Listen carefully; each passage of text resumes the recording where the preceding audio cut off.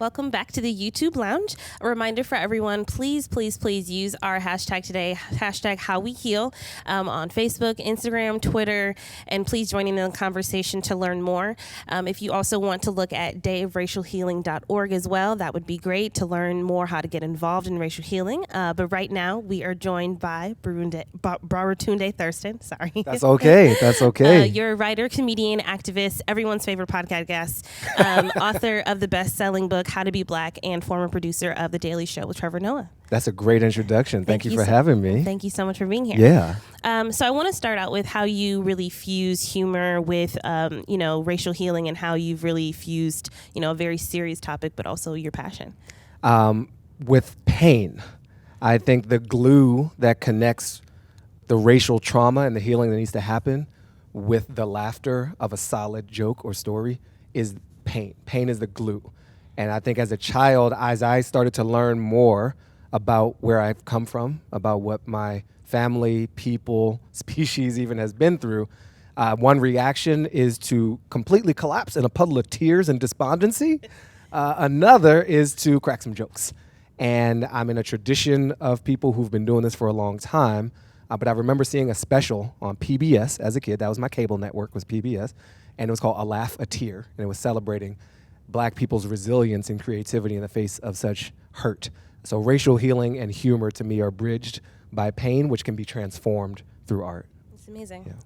Yeah. Your book pokes fun at the expectations that people have for Black people, and I think in marginalized communities we like to play on that and make fun. A big part of that is also the media representation. What are you reading right now that really inspires you, and something that has been interesting that you've seen about how Black people are portrayed?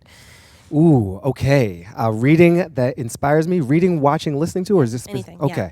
So I just saw a film. It's a French film, Les Miserables. But it's not a remake of the old one. This is made by a brother named Laj Lee.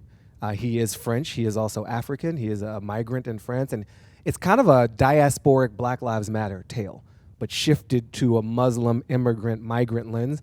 But it's still the same story.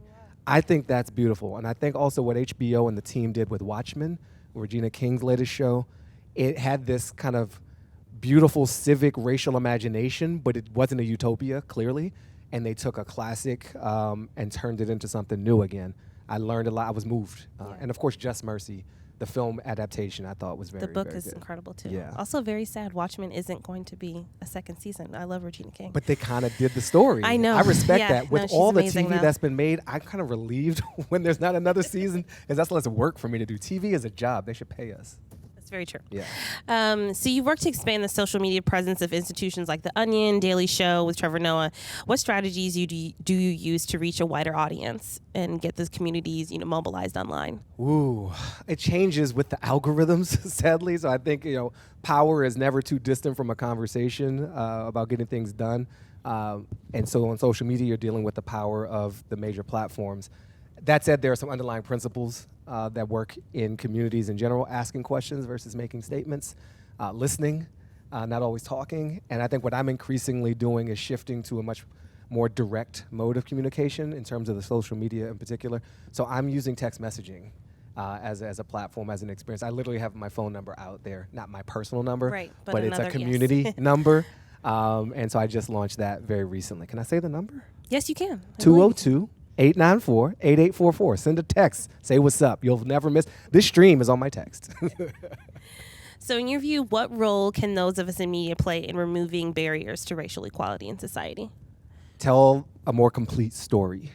I think a lot of us are walking around today, and I try to use us as often as possible, with misconceptions at best and absolute lies at worst. And that prevents us from making the steps forward we need to make, because we don't understand where we've come from, what we've been through, what we've done to each other.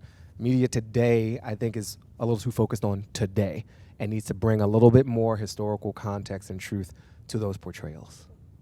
So what suggestions do you have for viewers watching who are interested in bringing conversations of racial healing to their own community? Well, they should download the toolkit from the National Day of Racial Healing. And check or that use out. our hashtag. Use the hashtag #HowWeHeal and learn from each other. Yes.